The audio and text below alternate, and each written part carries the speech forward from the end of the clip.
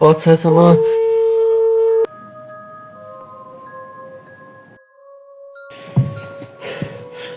Nə varsan qardaşım? Sağlığın, sağ ol qardaş, sən nə alsın? Sağ ol qaqa, yaxşı olasan. Gör nə deyirəm. Qaqa, deyirsən başıma nə iş gəlir? Ne oldu bak başına ne iş geldi görüm. Bu həyəkləri qəbirstanlıqda hadisələr oldu. Sən Allah. Sən xəbərin var? Qaqa, qəbirstanlıqda bir ağlayan qız gördüm. Belə yaxınlaşıb Amma ortamda itdi qız. Sen Allah. Qəbirstanlıqda sen ne işin var? Qaqa, bir dənə gördüm, bir dənə qapı döyüldü başıma. Ha ya.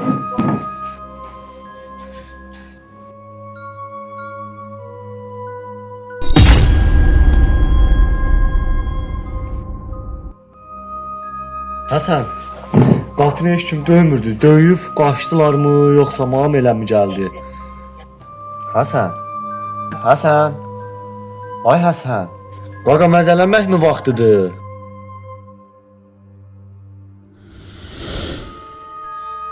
Qaqa, qapını açdım, heç kim yox idi. Qaqa, bu nə deyirəm, qaqa? Ay sən onun başını bırak.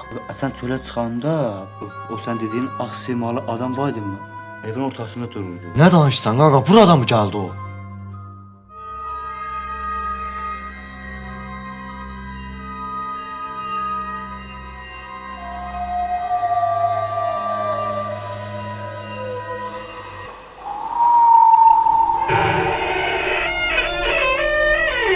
Kapıya bak. Kapıya bak. Kanka çık evden.